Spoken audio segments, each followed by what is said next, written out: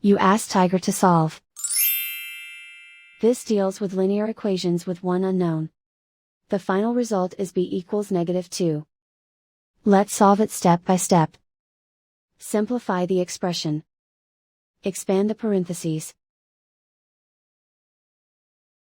Simplify the arithmetic. Expand the parentheses. Simplify the arithmetic. Expand the parentheses. Group like terms.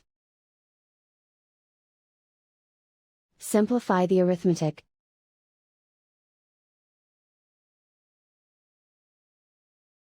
Group all constants on the right side of the equation. Subtract 17 from both sides.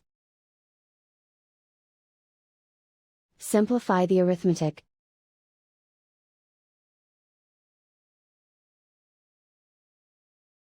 Convert the b into a positive number. Multiply both sides by -1.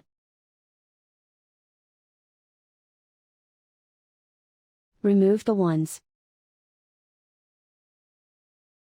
Simplify the arithmetic.